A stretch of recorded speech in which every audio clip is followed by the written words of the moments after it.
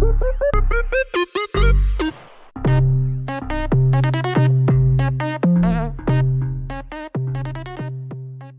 fofoqueiros! Sejam bem-vindos a mais uma Foca Literária. No episódio de hoje, a gente vai falar um pouco sobre o livro Tomates Verdes Fritos, da autora Fanny Flagg. Para debatê-lo, eu trouxe aqui minha amiga Mariana. Oi! E nossa convidada muito especial do podcast.com, Tainá.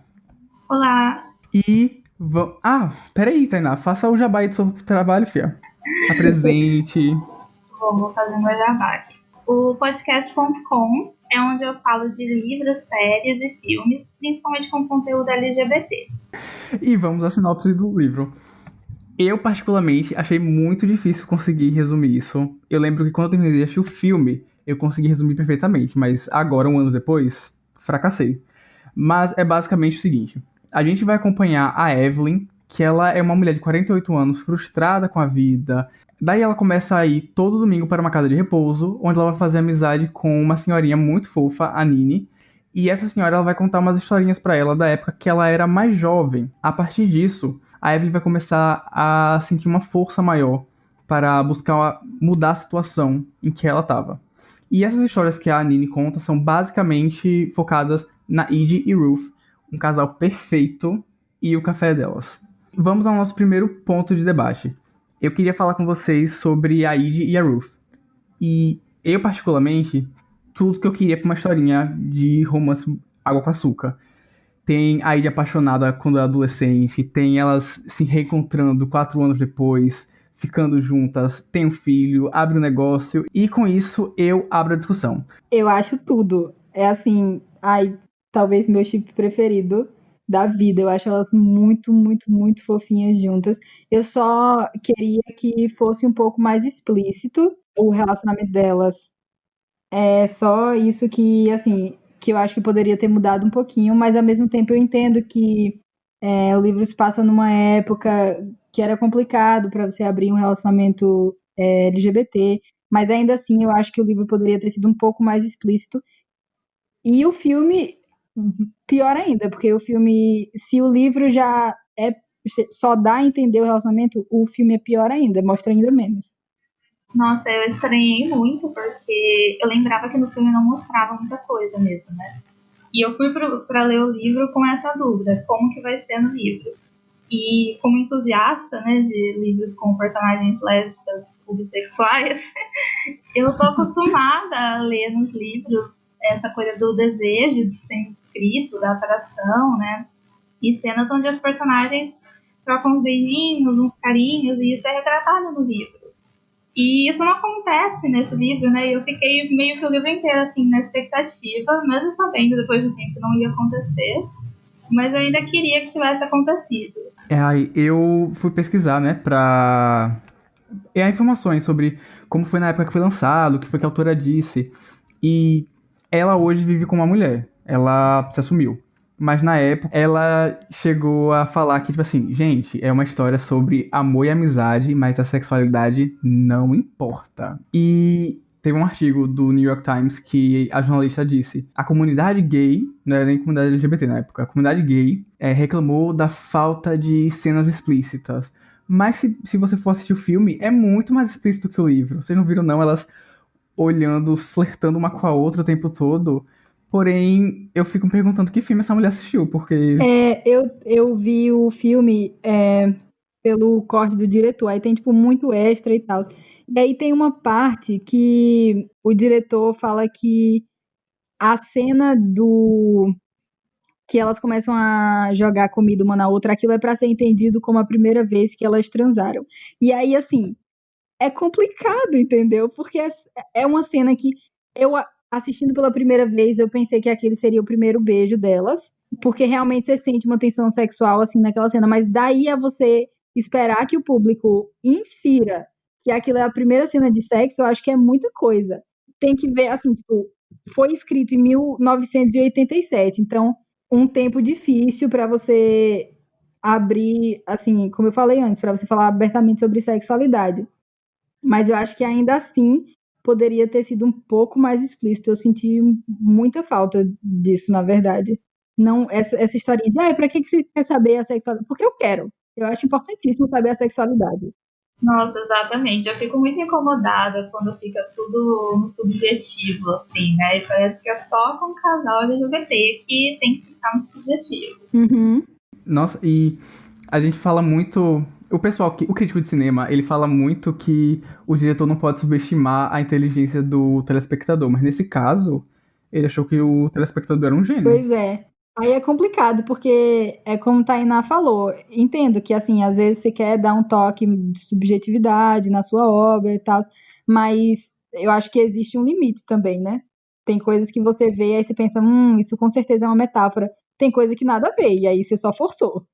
Aí é aquele negócio, né, de falando do filme, é muito difícil. Você sente que tem uma tensão, mas você não chega a pensar que realmente chegou a acontecer alguma coisa. No livro, existem passagens falando sobre amor e sobre paixão, e aí você pensa que com certeza elas são um casal. No livro, essa dúvida não existe tanto quanto existe no filme. Só que existe o problema de que você nunca vê um beijo, nada do tipo. Aí isso me incomoda um pouco. Eu fiquei muito dividida entre, parece que tudo é muito explícito, ao mesmo tempo que tudo é muito velado. Sim. Porque quando a Id e a Ruth se conhecem, a própria família da Id fica tirando um sarrinho, né? Falando que a Id tá apaixonada. E elas são várias vezes comparadas em trechos do livro com outros casais que são heterossexuais, né? E todo mundo se refere ao Tolkien, que é o filho da Ruth, como sendo o menino das duas. São coisas que não tem como a gente falar que elas não são um casal, né? Mas aí, de novo, falta uma cena com um toque, com uma coisa mais explícita mesmo. Sim, é exatamente isso. E eu acho muito bonitinho no início, quando a família fica rindo da Id apaixonada e eles tratam isso com muita naturalidade. Tem um momento, como é que a Ruth chega pros pais da Id e fala: Não, eu vou cuidar dela assim, porque eu amo sua filha. E eu fiquei, meu Deus do céu, tudo que eu queria nesse momento. É, né? Eu gosto, esse livro, ele é muito aconchegante, sabe quando você lê e você fica bem? É muito bom, porque é um sentimento não sei, é como se você conhecesse aquela família, sabe? Sim, eu acho que a linha do tempo eu acho que contribui para isso também, né? Você vai acompanhando vários momentos, quando você vê, você já tá dentro da história realmente, parece que são seus amigos, aquele pessoal. Sim, realmente. É muito envolvente e até pelo menos eu senti isso. O fato de eu estar lendo sempre aquele semanário da WEMS, eu senti que eu era parte da comunidade, porque eu sabia tudo o que estava acontecendo, eu conhecia todo mundo. Eu, eu via as piadinhas que eles tinham entre si, e tudo isso só contribuiu para que eu me apegasse mais aos personagens. E outra coisa que eu queria falar, eu vou lançar a pergunta para vocês. É o fato da Ruth morrer. Se vocês diriam que isso se encaixa no Sapatão não tem final feliz. Se é Sapatão, vai morrer, vai ter câncer, vai ter tudo aquilo. Eu chego a entender que, por ela compreender um período grande de tempo, as pessoas vão morrer. Vão acontecer várias coisas, tanto é que isso acontece com os personagens também. Mas, sei lá, e por mais que elas tenham passado um tempão juntas, eu fiquei sentindo que eu queria que elas tivessem passado mais, sabe? Eu queria que tudo bem morrer, mas morra com 60 anos, 70, não morra logo agora, fique mais um pouquinho com ela. Eu tive a mesma sensação. Eu não acho que se encaixa, né, nesse de sapatão não tem final feliz, porque realmente é um grande período de tempo. A gente vê outros personagens que vão morrendo, que estão doentes. Mas também queria que elas tivessem ficado mais tempo juntos, sabe? Não é justo, mereciam mais um ano. Acho que eu compartilho da opinião de vocês. Queria, obviamente, que elas tivessem passado mais tempo juntas, mas também não acho que entre no estereótipo da sapatão que morre, não. Porque, sim, ela morre, sim, não é que ela não morre. É só que a gente acompanha toda uma família, sabe? Então a gente vê todo mundo crescendo. É de se esperar que alguns personagens morram. Como foi falado antes, ela não é a única personagem a morrer. Então, quando você acompanha um livro que narra a história de uma família, é esperado que hajam algumas mortes. Nossa, e eu lembro que, Mariana tá de prova até, que no filme eu chorei horrores. Eu me acabei assistindo aquilo. Só que aí, lendo os capítulos da morte da Ruth, eu não senti a mesma coisa. Sério? Nossa, eu não sei. Acho que eu tava numa semana muito sensível. Eu chorei praticamente no livro inteiro. Ai, eu choro muito quando eu lembro da primeira vez que eu li, eu, tipo assim, eu me acabei. Eu lembro de mandar áudio chorando pra Mariana. Essa vez eu mandei áudio chorando É, também. Mas eu comecei a chorar a partir das 100 últimas páginas. Que foi quando começou a fechar a história de todo mundo. Quando a gente viu como que ficaram os irmãos, o Jasper e o Artis. Quando. Ai, o final da Nini, meu Deus do céu, eu me acabei. Nossa senhora, eu me acabei. eu só não chorei porque eu fui muito forte, porque eu fui dividindo, porque eu não queria chorar, eu realmente não queria chorar, até porque quando eu tava lendo, eu tava, na verdade, na parte que Id morre, eu tava na psicóloga, eu tava fazendo terapia, e aí eu tava esperando, e aí eu tava, gente, eu não vou chorar aqui na frente de todo mundo de jeito nenhum, aí eu li uma palavra, parava, aí eu olhava assim por outro lugar, e depois que eu ficava melhor, aí eu voltava, lia outra palavra, então foi assim, no sufoco pra não chorar. Eu obriguei Rodrigo a assistir o filme, né? Aí eu fui na casa dele. Não, não foi tão obrigado assim, eu fui de espontânea vontade, Tá amiga. bom então. Aí eu fui na casa dele pra gente assistir o filme. Ele chorou tanto, tanto, que depois, pra gente comprar pão, ele teve que colocar um óculos e de óculos escuro na padaria. Foi assim, ridículo, foi muito bom. Nossa, e o melhor, eu lembro, foi tipo assim, Maria, porque eu não tava conseguindo falar, aí Mariana, peça R$ 2 de pão aí, por favor. Sim, eu também pedi o pão. Eu tava lendo nos meus intervalos de almoço do serviço, né? E eu tô trabalhando em casa. Aí eu terminava de ler, chorando horrores. Aí eu saía do meu quarto onde eu tava lendo, eu ia pra cozinha, cruzava com a minha amiga que mora comigo, e ela, tipo, tá tudo bem? Eu, tá tudo ótimo. Ai, mas foi bem assim mesmo. Ah, e aproveitando que a gente tá falando disso de emoção, eu só queria fazer um comentário que nessas últimas 100 páginas a gente vê como ficou o Buddy Jr. e como ficou a Id. Mas eu senti falta também de alguma interação deles, de, tipo assim, pelo menos eles lembrando. Ah, não, porque faz 5 anos que eu não o vejo, ou alguma coisa assim. É assim, senti essa falta também, principalmente quando mostra como a Id ficou, né? Eu fiquei meio, tipo, se separaram? Por quê, né? Será que não se falam mais? Ai, última coisa, último momento pra gente fechar Id Ruth. O momento que ela pega a abelha. Ou que ela pega a abelha não, que ela pega mel. Que aí a Ruth fala. Nossa, eu chorei. Nossa, esse momento é perfeito, perfeito, perfeito, meu Deus do céu. Ela falando. Ai, a velha encantadora de abelhas, é isso que você é. Aí, se eu não me engano, depois ela fala que é a minha encantadora de abelhas. O que eu achei mais bonito foi nessa mesma cena, acho que acontece quando a Ruth descreve que percebeu que amava ela profundamente. Ai, tão lindo. E fun fact, não sei se vocês sabiam, mas em inglês elas falam That's what you are, E.G. Threadgood, a bee charmer. E aí, bee charmer, em inglês, é uma gíria para o tipo de sapatão que todas as outras sapatonas se sentem atraídas por ela. Totalmente ela, gente. Sim. Ai. E pronto, fechando a parte Ed Ruth do livro, eu queria falar um pouquinho com vocês sobre a questão racial no. Eu separei dois, que é a questão do branco salvador mesmo, que várias vezes lendo o livro eu entendi o que estava sendo colocado ali, mas eu comecei a ficar meio crítica nesse negócio. Eu já gostei muito de muitos filmes que falavam que era de branco salvador, né? Então eu comecei a dar uma policiada, assim, agora nos conteúdos. Aí eu fiquei, tá sendo meio que a história de branco salvador isso daí. E da história da Ku Klux Klan também. Eu achei essa parada da Ku Klux Klan um pouquinho sensível no livro, porque a gente tem um personagem que é da Ku Klux Klan, o Grady Kilgore, só que ele é retratado de um modo muito bom. Ele é muito legal, ele é muito gentil, ele é parceiro, ele é do clube dos Eita peste. Clube dos Pickles. E não sei se deixar uma pessoa gentil demais sendo membro da Ku Klux Klan uma coisa legal. Se eu tivesse que criticar uma coisa no livro, seria isso. Eu acho que é bem possível de crítica isso mesmo. Mas também eu vi um lado de que, eu não sei se essa foi a intenção da autora, né? Só Deus sabe. Mas eu fiquei com um pouco de impressão de que talvez seja uma crítica mostrando o quanto é sem sentido. Porque tem uma parte que a Id fala que lembra que quando um negro que criou ele morreu, ela viu ele chorando, se acabando de chorar no rio.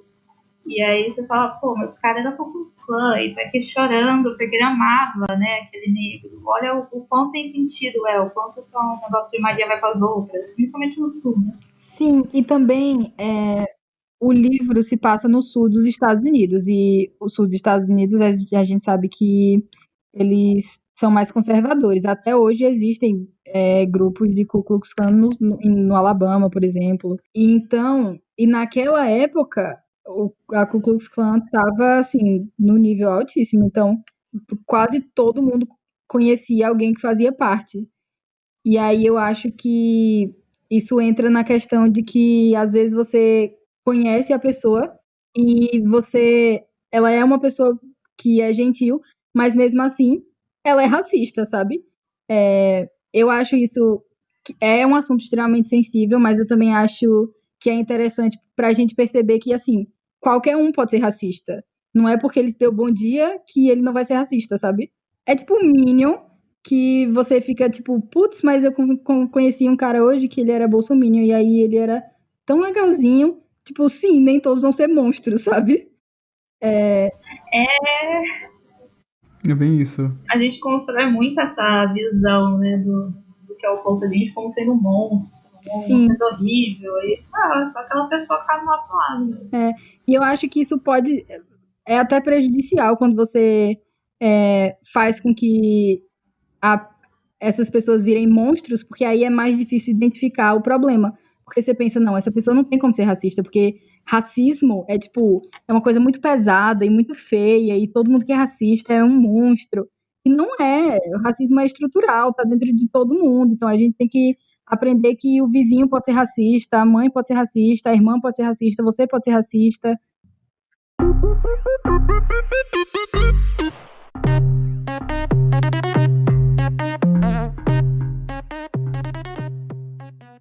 Vamos entrar agora no meu ponto favorito do livro, que é a jornada da Evelyn. Eu separei aqui como a jornada dela, como se fosse dividida em dois estágios.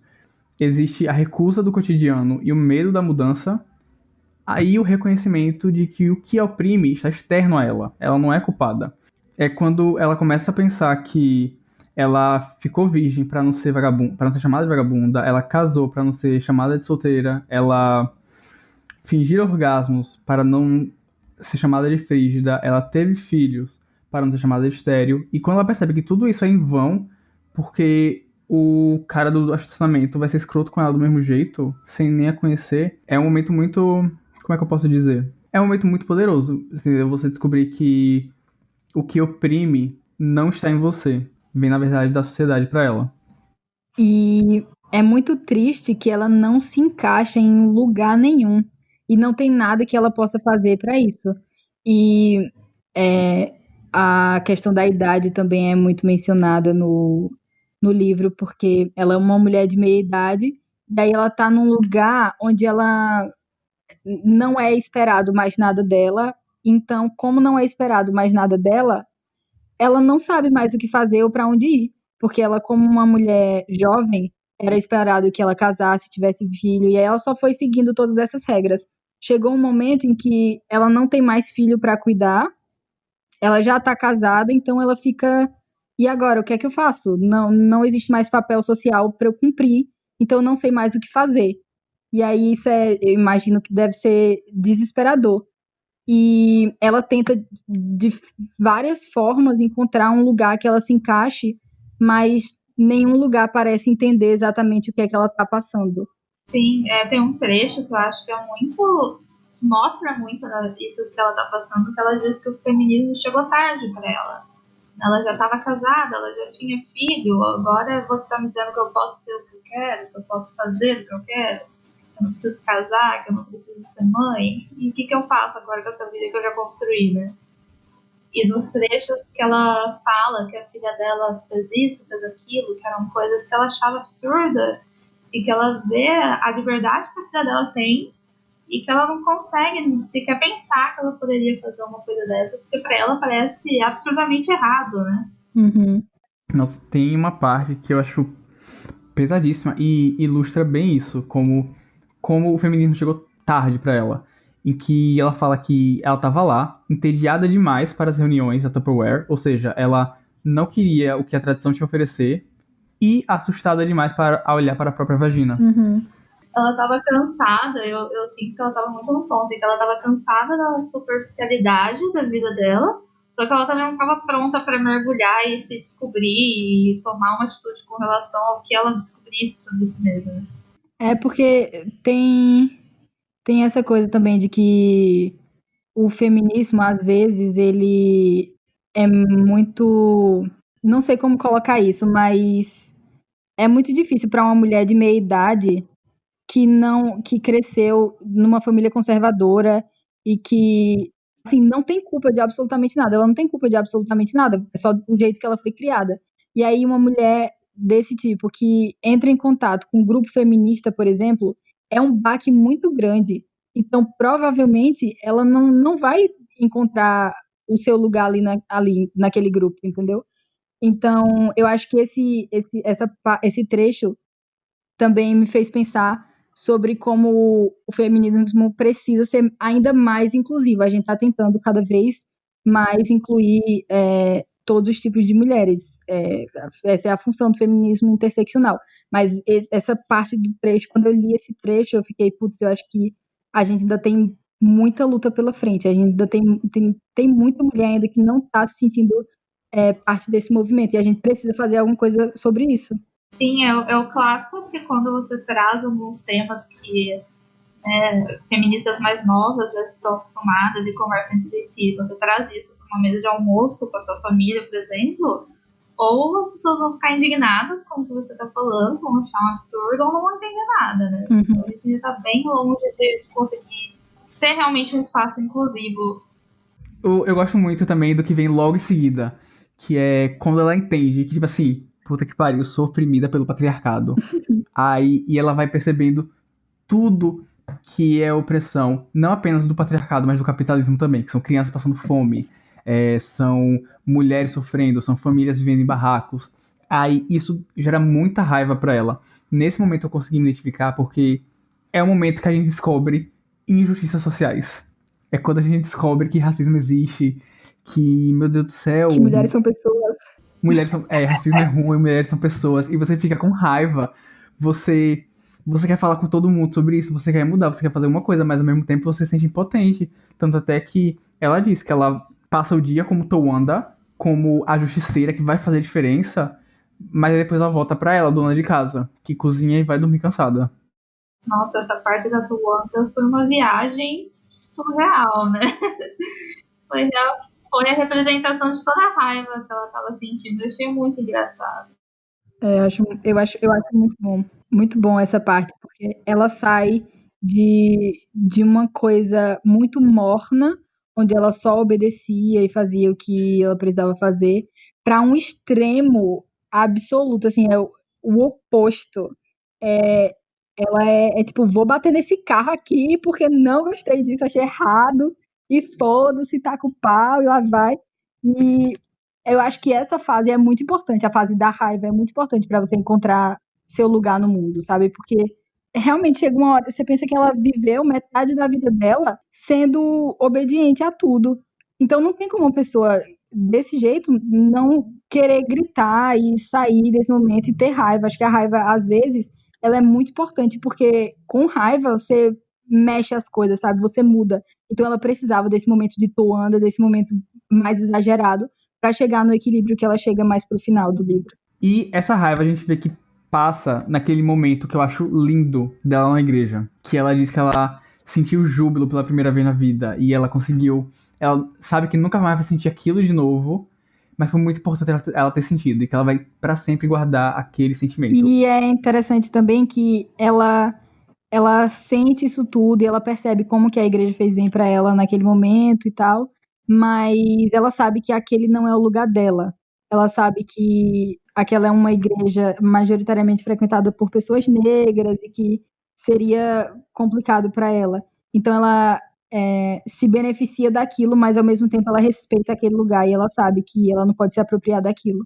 Esse final foi a minha parte favorita da cena, porque eu gostei de tudo que se passou lá, mas eu tava também com esse negócio de, mas esse não é bem o lugar dela, né? E aí ela admitir, reconhecer isso, eu acho que foi bastante importante. E eu acho muito importante que esse capítulo venha logo depois daquele em que ela fala, não, porque eu queria ser negra, porque é muito legal ser negra. E em seguida, ela diz o que Mariana falou, que ela entende que aquele lugar não é dela, e ela até fala que ela foi naquele lugar, talvez para descobrir o que é ser negra, mas ela entende que ela nunca vai saber isso, que é uma realidade que não é a dela.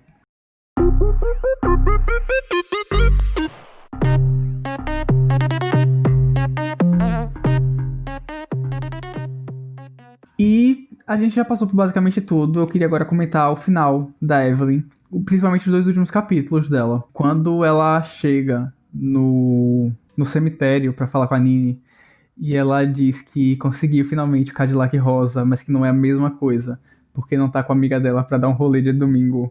É muito bonito, né? Como eu gostei muito da narrativa do livro, de ter bastante conversa entre a Evelyn e a Nini. Porque é muito assim, conversa de alguma senhorinha que acha alguém, te aluga e fica falando durante horas. E no começo parecia que era realmente só isso, né? A Evelyn não tinha mais onde ficar, sentou lá, tava escutando que não tinha mais nada pra fazer. E você vê nessa cena final que as duas se ligaram e criou um amor entre as duas muito grande, né? Sim, realmente a amizade delas é muito bonitinha.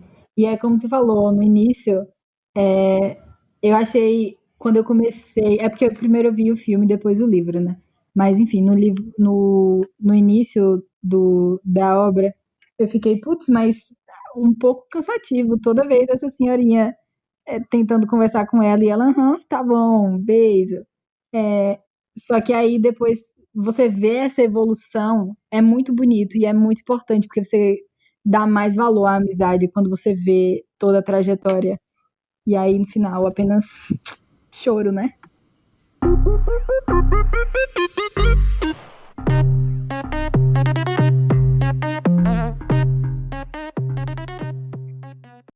E foi esse o episódio de hoje, pessoal. Muito obrigado por terem ouvido até aqui.